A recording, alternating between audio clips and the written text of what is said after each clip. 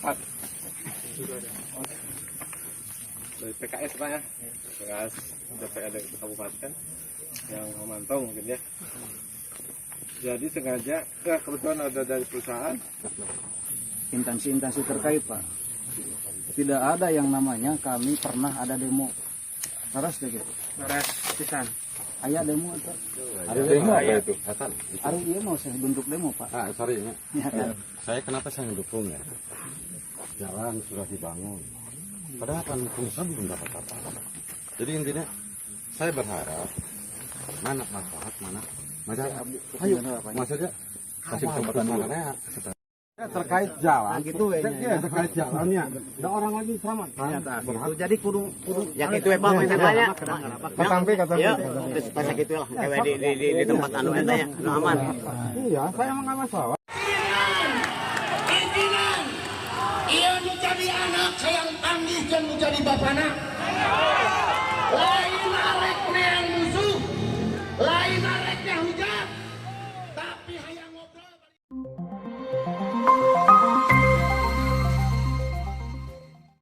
Halo Sobat Gemercik, jumpa lagi bersama saya Aurel Abigail Azwar Dan saya Zara Firdausa Sunaria dalam acara kesayangan kita, Reaksi Diskusi.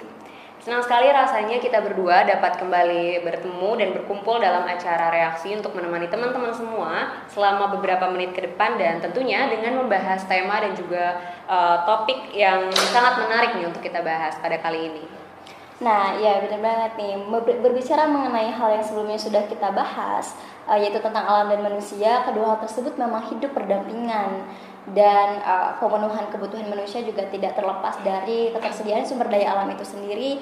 Salah satunya adalah mencakup pemenuhan kebutuhan ekonomi. Namun tidak jarang juga hal tersebut menuai isu lingkungan nih ya. Nah, dan kerap kali sehingga dalam sejarah kehidupan ini di bumi timbul masalah yang berkaitan antara alam dan manusia.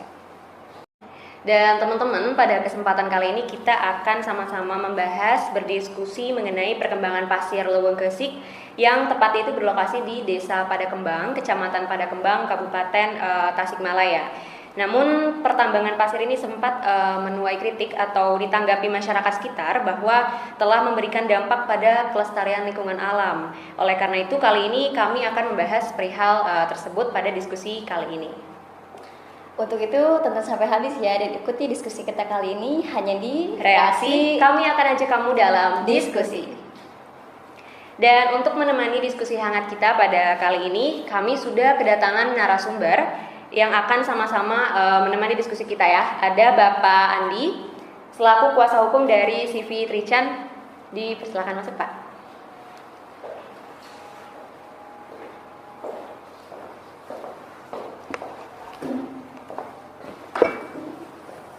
Ya, apa kabar nih Pak? Alhamdulillah baik. Baik ya Pak.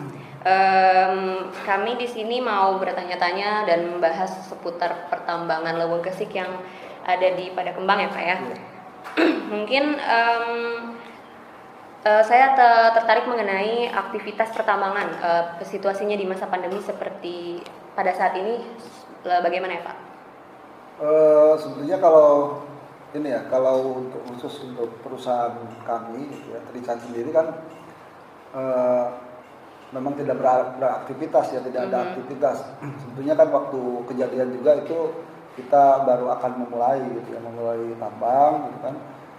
Kalau nggak salah berapa hari itu, kalau dua hari mungkin ya, 2 hari terus timbul reaksi yang pada akhirnya sampai hari ini juga belum dibuka kembali gitu. Oke, sampai hari ini ya belum. Ya. Oke nih Pak, sebelumnya para pekerja di perusahaan tambang tersebut ini rata-ratanya itu kebanyakan itu pekerja berasal dari mana para pekerjanya itu? Para pekerja di Trichan itu mayoritas memang masyarakat sekitar ya, gitu kan, masyarakat sekitar, kecuali mungkin seperti operator beku seperti itu, terus juga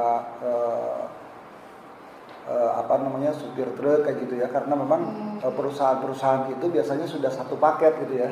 Jadi mereka tidak menyewakan mobilnya aja gitu kan, terus perusahaan menyediakan sopirnya atau operator bekus kayak gitu. Jadi itu biasanya sudah jadi langsung gitu ya dari perusahaan angkutan atau alat berat seperti itu. Oke, baik, berarti kebanyakan itu dari masyarakat sekitar. Dari masyarakat sekitar ya. Oke.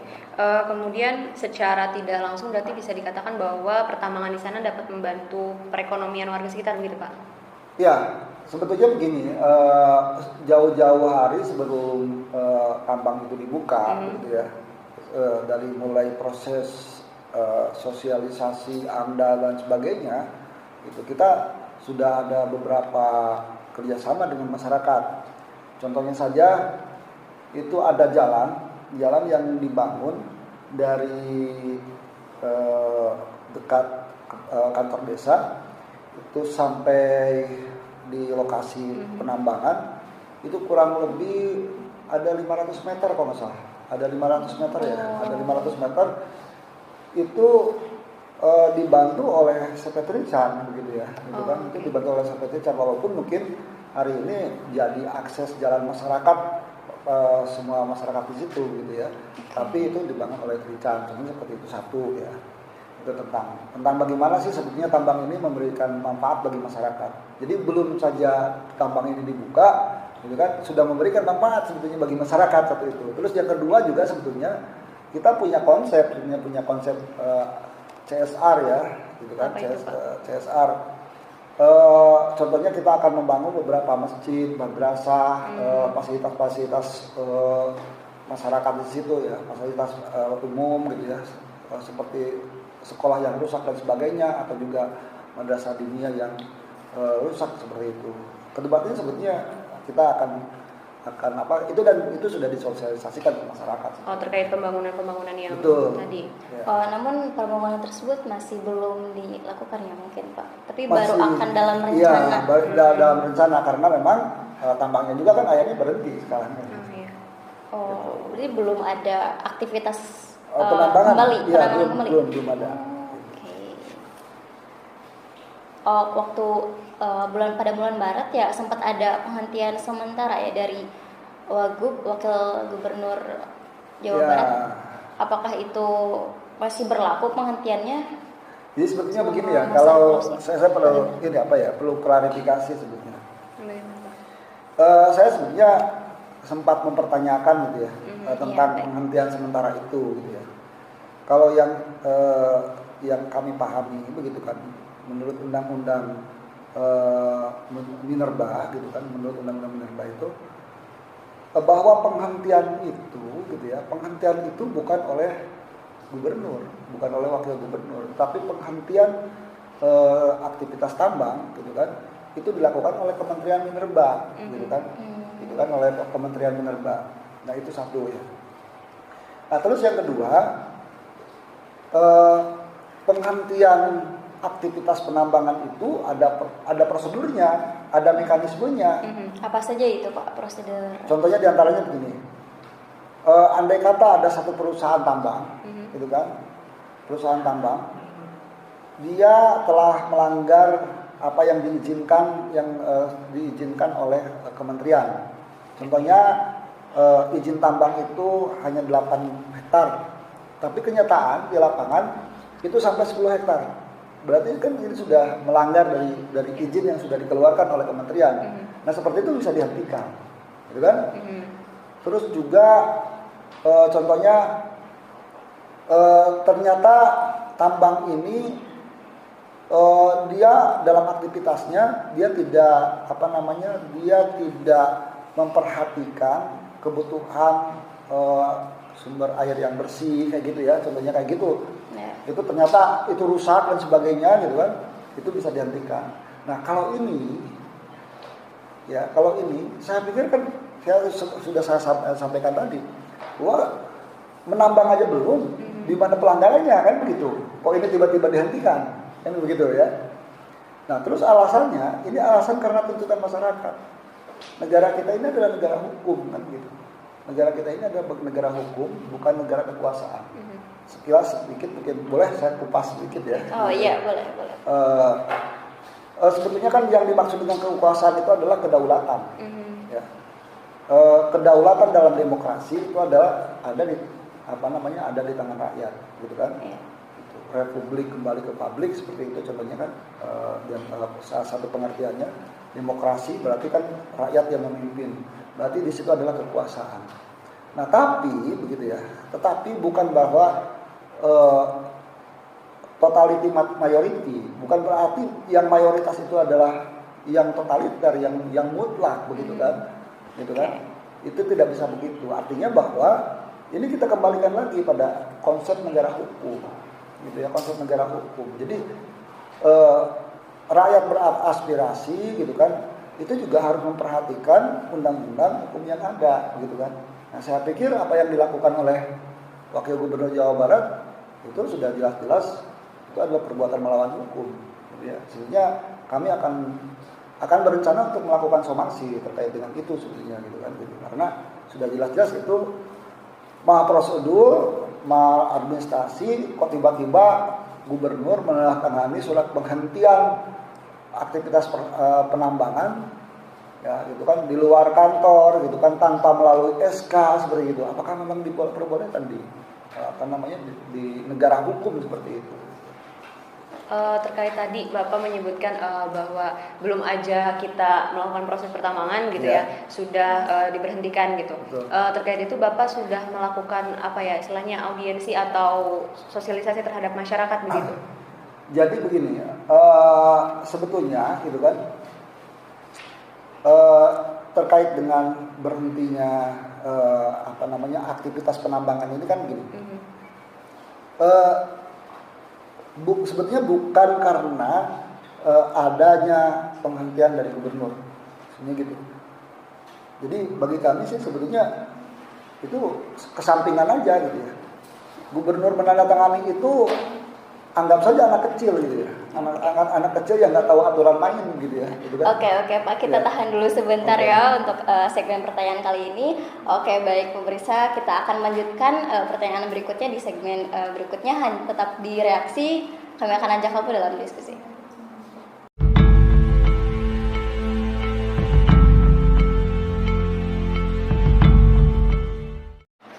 Baik, kembali lagi dalam diskusi kita kali ini. Kita akan melanjutkan pertanyaan yang tadi ya Pak, yang sempat terpotong nih Pak. Yang bagaimana nih Pak tadi anggapan Pak?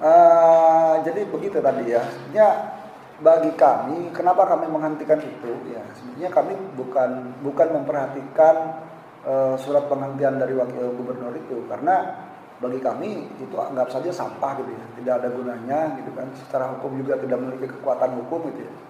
Nah, justru yang kami perhatikan itu, yang menjadi perhatian itu adalah reaksi masyarakat itu, gitu kan, reaksi masyarakat itu. Jadi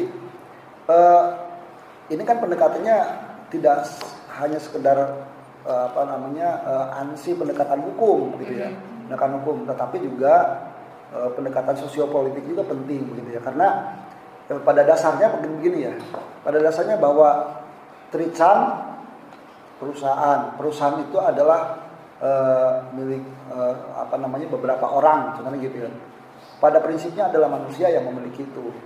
Masyarakat juga pada prinsipnya adalah manusia, gitu kan. Nah, hukum itu sejatinya adalah untuk menciptakan kebahagiaan, karena tujuan hidup manusia diantaranya adalah bahagia, kan begitu.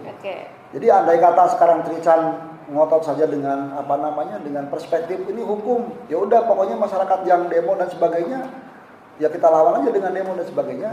Saya pikir itu juga kurang baik gitu ya, tidak memiliki perspektif yang baik begitu, cara pandang seperti itu gitu kan, karena dengan mengesampingkan aspek-aspek sosiopolitik seperti itu juga pada prinsipnya pihak Trican juga tidak bahagia, saya pikir kan begitu ya. Masyarakat juga tidak bahagia. Makanya dalam proses ini juga akhirnya kita berdialektika, itu kan bagaimana contohnya antara pendekatan juridis formil gitu kan dengan sosiopolitik, bagaimana juga kita mendekati masyarakat gitu kan, bagaimana kita juga melakukan upaya hukum seperti itu. Oke, jadi Bapak sempat singgung pendekatan nih ya. Ya, pendekatan. Sudah ini Pak, pernah berdialektika sama pihak dari masyarakat bagaimana? Ya, jadi kan artinya begini, kami memperhatikan sosiopolitik dan hukum itu pada prinsipnya adalah bagaimana kita memetakan persoalan, gitu kan, memetakan persoalan. Contohnya begini. yang kemarin demo di situ itu sebetulnya apakah memang semua masyarakat sekitar atau bukan kayak gitu ya. Ternyata dari hasil kajian kita, hasil temuan kita, ternyata lebih banyak masyarakat dari luar daripada dari masyarakat sekitar tambang, contohnya begitu gitu kan. Nah lalu kan ini kalau dalam kajian sosiopolitik ini akhirnya, oh ini kepentingannya apa gitu kan, sebetulnya seperti itu ya. Itu. Nah terus yang kedua ini dalam pendekatan sosiopolitik itu. Nah setelah kita mengetahui begitu ya, kemarin itu kelompok-kelompok mana saja sih sebenarnya yang protes terkait dengan ini, kami sudah melakukan pendekatan dengan itu, kami ajak diskusi gitu ya. Ya contohnya saja mungkin dari beberapa gerakan mahasiswa juga kemarin kan ada sempat yang ikut juga demonstrasi di sana. Terus ada juga kelompok-kelompok organisasi masyarakat juga ada gitu ya. Itu yang di sana, termasuk juga kemarin kan ada juga yang dari BEM Manusia seperti itu. Ya pada akhirnya juga setelah dijelaskan, jadi ya, anggapan para pendemo begitu ya, masyarakat yang mengatasnamakan masyarakat yang tidak setuju dengan adanya tambang Leuweung Geusik itu, mereka tidak menerima informasi secara utuh, gitu kan? Tidak menerima informasi secara utuh. Contohnya kayak begini, ini tambang akan merusak, gitu kan? Contohnya gini, ini tambang itu di posisi rawan bencana, gitu kan? Nah, tapi, gitu kan? Kajian tentang ini kan sudah dilakukan oleh vulkanologi ya, gitu kan, ahli gunung berapi begitu ya. Nah, kalau pernah ditanyakan juga. Iya, itu kan ini gini, satu izin tambang itu dia ada satu proses yang harus dilalui, ada satu mekanisme yang memang harus ditempuh begitu ya. Contohnya dari mulai pertama sosialisasi dengan masyarakat, ada persetujuan gitu kan, karena ada syarat-syaratnya, ada syarat-syarat formil seperti kita mau mau masuk kuliah gitu kan, contohnya harus ada KTP, ada kartu keluarga gitu kan, ada akta lahir kayak gitu ya. Nah sama juga gitu kan, jika ada satu perusahaan yang ingin mengajukan izin tambang, dia harus memiliki dokumen A, B, C, D dan sebagainya. Nah itu satu dokumen itu diproses oleh instansi terkait, contohnya tentang izin lingkungan gitu kan, ada kajian lingkungan gitu ya, gitu kan. Terus juga ada AMDAL kayak gitu dari lingkungan hidup, dari dinas lingkungan hidup. Nah itu ada kajian-kajiannya gitu kan. Nah nanti itu setelah nanti beberapa dokumen-dokumen itu terpenuhi begitu ya, dari mulai AMDAL-nya, terus juga persetujuan masyarakat. Kalau persetujuan masyarakat itu sebetulnya dalam undang-undang tambang sekarang itu tidak ada. Tidak ada. Contohnya tanda tangan warga masyarakat sekitar nggak ada. Yang ada itu adalah persetujuan mengetahui dari kepala desa. Gitu ya. Jadi bahwa kepala desa itu dianggap sebagai representasi dari masyarakat sekitar. Oh, jadi untuk sekarang tidak seluruh dari suara masyarakat akan tetapi diakumulasikan oleh kepala desa. Oleh kepala desa, betul seperti itu. Nah, apakah kepala desa di Leuweung Geusik sudah menyetujui? Sudah menyetujui. Jadi kalau tanpa dokumen rekomendasi dari kepala desa, izin itu tidak akan keluar karena dia cacat formil, gitu kan? Artinya tidak memenuhi syarat. Seperti halnya juga anak sekolah tapi tidak ada akta lahir gitu. Kira-kira itu bisa diterima apa enggak kan gitu ya? Atau tidak ada KTP gitu ya? Itu memang syarat formil. Kemudian untuk tadi kan bilangnya harus melalui kepala desa ya sebagai akumulasi dari semua masyarakat sekitar gitu. Itu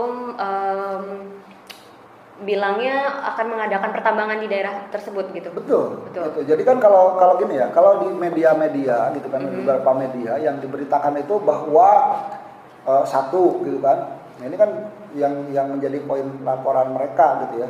Laporan oknum-oknum itu sebetulnya gitu kan. Karena bukan masyarakat sekitar juga yang melaporkan itu. Oh, gitu kan? Bukan. Itu kan AMPEK itu kan sebetulnya ketuanya kan di sini. Di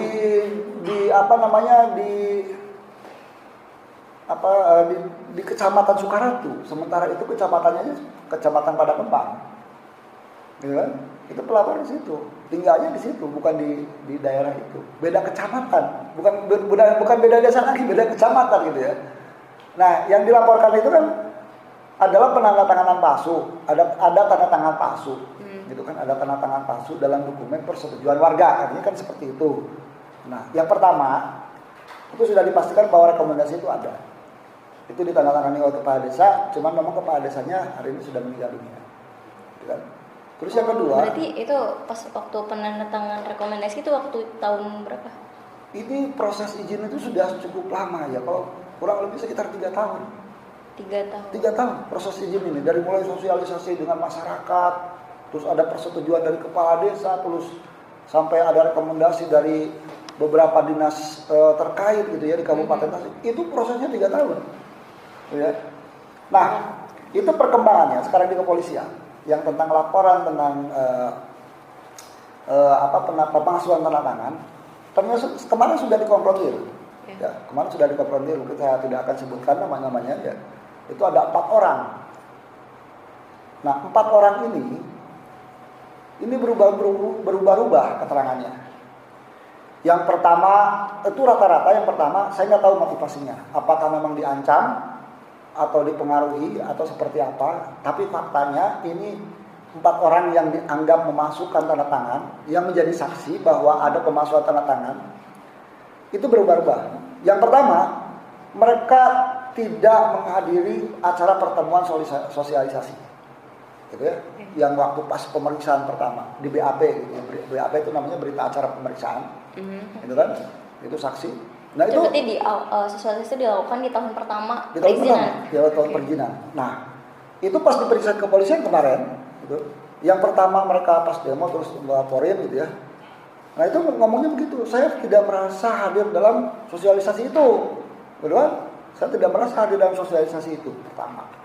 Terus setelah itu dalam pemeriksaan yang kedua itu sudah berubah, saya hadir katanya. Yang 4 orang itu semua di situ.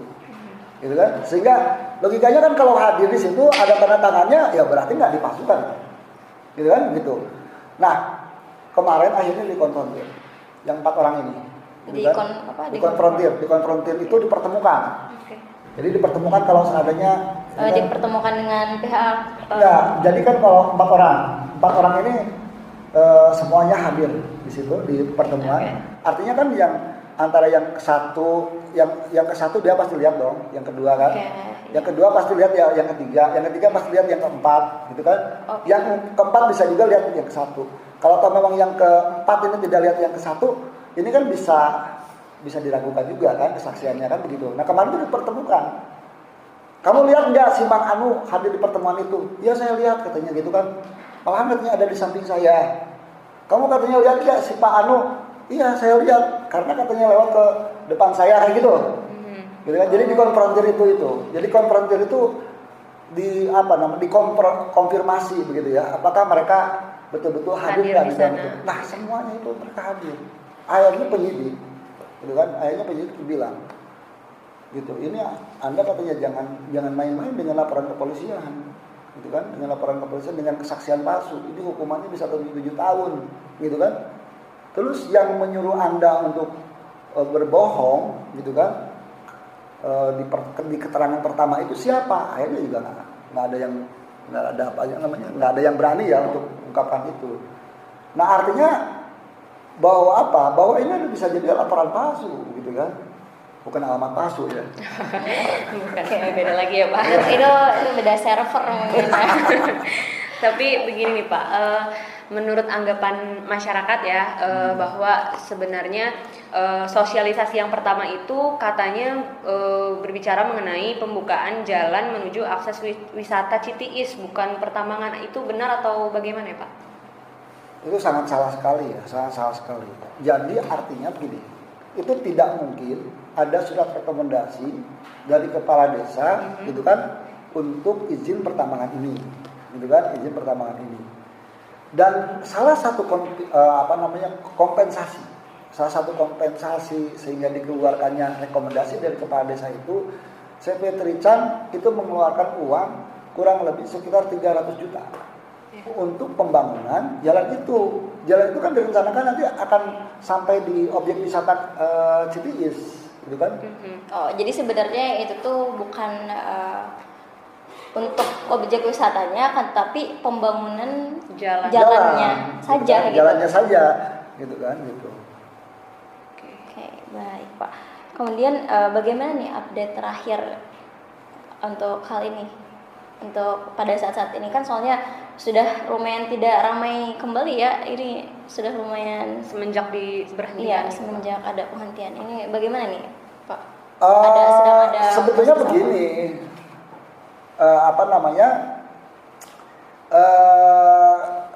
sekarang nggak ramai itu karena proses hukum yang berjalan itu sudah sampai di tingkat penyidikan, gitu kan? Iya. Sudah sampai di tingkat penyidikan, sehingga mulailah gitu kan tensinya menurun, gitu kan, mulainya tensinya menurun. Ya siapa sih orang yang mau dipenjara, gitu kan? Kalau apalagi memang ini perjuangannya bukan perjuangan ideologis kayak teman-teman mahasiswa kayak gitu kan? Kalau teman-teman mahasiswa yang mengkritisi tentang undang-undang cipta kerja itu dengan sepenuh hati, tidak ada muatan kepentingan, gitu kan? Ya mau seperti aja apa aja ya dihadapin. Jangankan hanya sekedar di penjara, sampaikan hilang nyawa juga kan begitu. Saya juga dulu sama lah dari gerakan mahasiswa. Tetapi kalau ini karena mahasiswa juga termakan isu, gitu kan? Berapa kelompok masyarakat juga yang ikut di sana juga tidak tahu informasi secara utuh, gitu kan? Nah akhirnya sekarang beberapa orang itu sekarang diancam dipidana, diancam ditangkap oleh kepolisian karena ini sudah masuk ke tingkat penyidikan. Ya akhirnya mereka juga akan meredam diri, gitu kan. Bahkan justru katanya, saya nggak tahu ya kalau ini ada pendekatan gitu kan ke beberapa orang-orang di perusahaan-perusahaan untuk bagaimana ini bisa dimediasi, berdamai dan sebagainya, gitu kan. Ya bagi kami sih sebetulnya oke-oke saja ya, gitu kan, kita berdamai, tetapi juga karena ini perkara sudah masuk di ranah hukum, ini kan harus selesai, harus tuntas begitu. Baik, Pak. Kemudian mengenai dampak yang dirasakan perusahaan gitu, karena kemarin dan sampai sekarang mungkin ada pemberhentian gitu, dampak yang dirasakan bagi perusahaan itu bagaimana? Jadi kan begini, setiap izin itu dia punya masa waktu gitu ya. Masa waktu izin itu ya, masa berlaku izin itu 5 tahun. Masa berlaku izin itu 5 tahun. Nah, di 2 tahun itu hampir 2 tahun ya, 1 tahun lebih lah. 1 tahun lebih itu kita belum bisa membuka pertambangan itu, melaksanakan izin itu, gitu ya.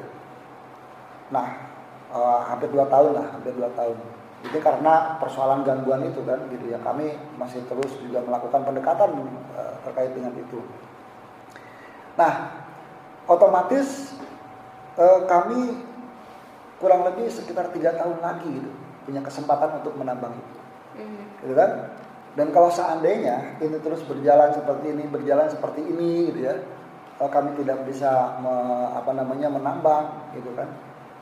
Jelas izin itu hangus pada akhirnya, gitu kan? Izin itu hangus. Sementara untuk memproses izin itu bukan uang 100-200 juta, gitu kan? Itu sampai miliaran kalau dihitung secara nilai, ya, gitu kan? Secara nilai. Ya terus terang aja begini ya, saya sampaikan di sini, gitu. Dari sejak awal kita memproses izin, bagaimana bisa mendapatkan rekomendasi dari kepala desa, ada persetujuan warga. Di situ bahkan ada semacam selamatan lah, gitu, keselamatan ya, gitu kan, selamatan di situ di lokasi, gitu kan. Itu kami tidak cuma-cuma, begitu ya. Kita juga ngasih ke masyarakat, kita juga ngasih ke warga-warga terdampak di situ, gitu ya, gitu kan. Itu kita ngasih, gitu ya. Itu dihitung aja gini, kalau dihitung nggak tahu sudah berapa puluh miliar sebenarnya kerugian kami di situ. Itu yang pertama. Terus yang kedua juga para pekerja, gitu kan, para pekerja di situ juga praktis, apalagi di sekarang ini ya di musim pandemi COVID gini, gitu kan, krisis ekonomi tambah lagi, memang lapangan kerja yang ada aja akhirnya tidak bisa berjalan. Oke, berarti kerugian secara material mungkin cukup besar ya. Cukup besar. Kerugian material, gitu kan. Apalagi kalau bisa kerugian moral ya gitu kan, kerugian moral ya tentunya juga ada ya gitu kan. Terkait masalah tadi soal kerugian nih ya Pak. Iya. Sekarang kan aktivitasnya juga sudah terhenti ya. Iya. Apakah ada upaya lagi gitu untuk apa masih sedang dalam proses mungkin? Masih dalam proses. Untuk mencari izin Ya, mencari, apa? sebenarnya gini, kalau izin ya kan kita izin kan udah ada, gitu Ya. kan, izin udah ada. Tinggal sekarang ini bagi kami itu kan ya kita lakukan aja, gitu kan di dua apa namanya, di dua poin tadi, pendekatan secara hukum, sosiopolitik, gitu kan. Ya secara hukum, ya seperti yang saya sampaikan tadi, kami sudah melaporkan perbuatan ini, karena kan secara jelas dan nyata itu diatur oleh undang-undang bahwa yang seseorang atau masyarakat begitu ya yang menghalang-halangi begitu kan, aktivitas penambangan gitu yang sudah jelas berizin itu ada ancaman pidana 1 tahun gitu kan. Dan Gitu. denda mungkin. Iya, dan denda berapa miliar gitu ya. Gitu. Nah, itu yang sedang kami tempuh. Gitu kan? Itu yang sedang kami tempuh, gitu kan? Dan hari ini sudah sampai di tingkat penyidikan. Oke, baik Pak. Bisa ditahan dulu sebentar, kita akan lanjut ke segmen berikutnya. Tetap di Reaksi, kami akan ajak kamu dalam diskusi.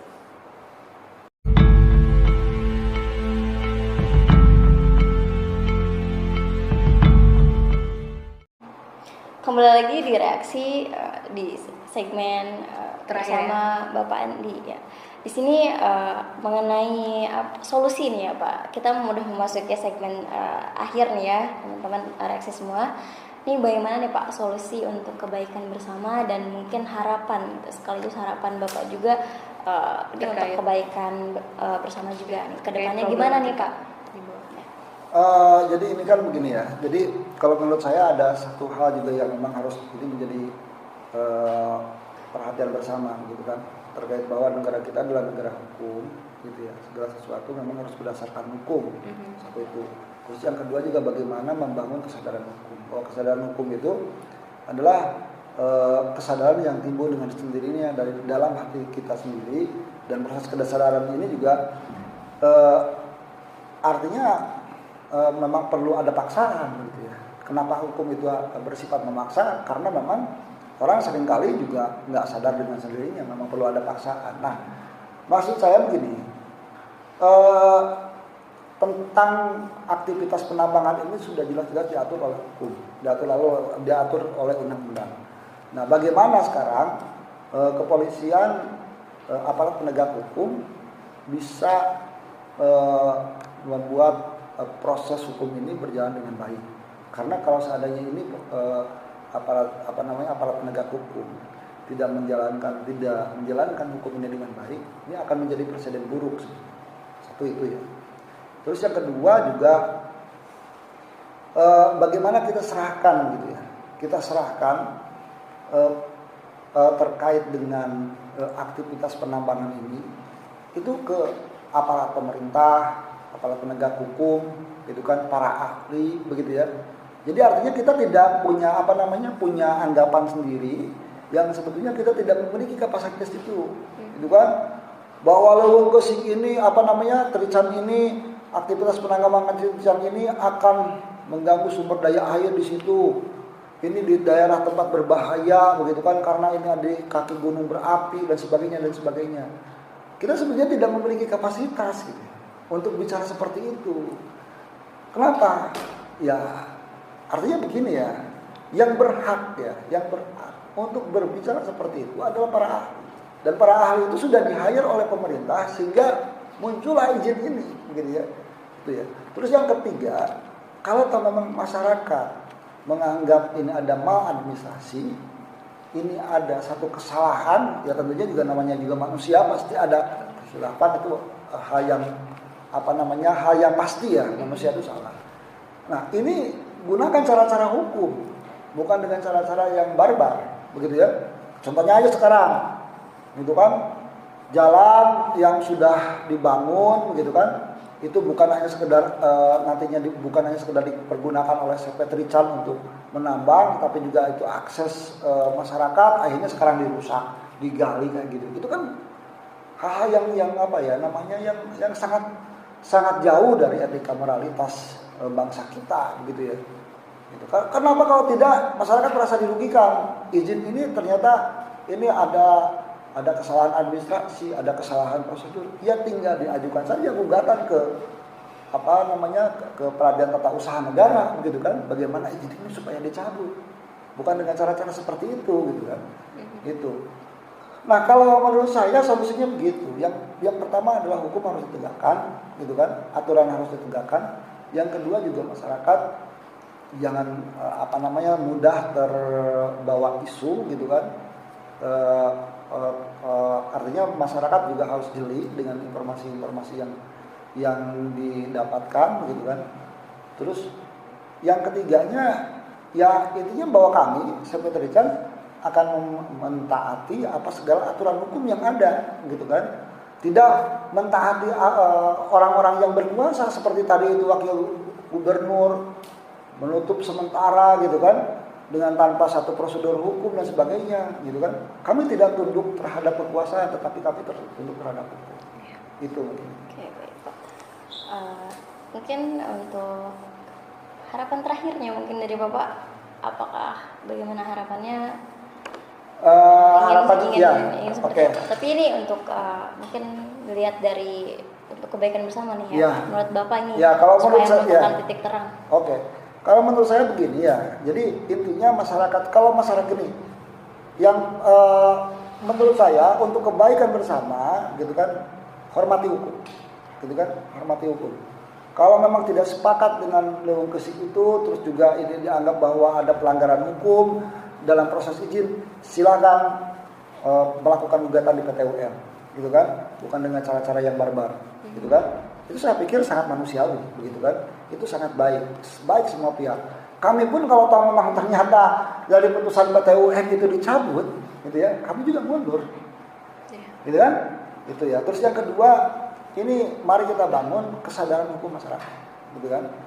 Jadi saya berharap dengan adanya media ini bisa memberikan pencerahan bagi masyarakat bahwa kesadaran hukum itu penting, gitu kan, penting. Tidak akan ada negara kesejahteraan kalau memang tidak masyarakat sendirinya juga tidak sadar tentang hukum.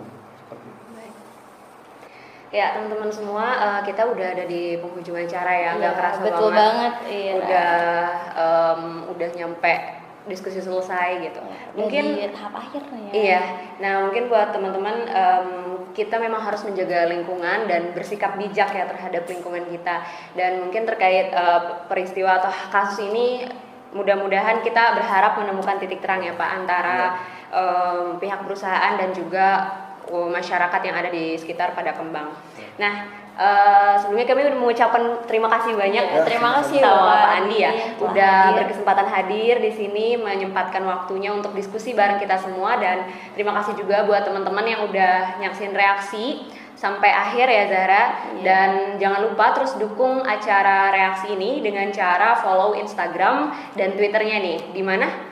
Di Gemercik Media, dan juga follow Spotify-nya di Gemercik Podcast, dan jangan lupa subscribe YouTube Gemercik, dan jangan lupa komen di bawah ya mengenai isu ini. Iya, diskusi ini. Jadi teman-teman bisa komen di bawah tentang tanggapan kalian terhadap diskusi yang kita lakukan pada kali ini. Sekali lagi terima kasih Bapak. Terima kasih ya Pak. Terima kasih. Saya Aurel Bigel Azwar dan juga rekan saya. Dan saya Zahra Firdausa Sunaria.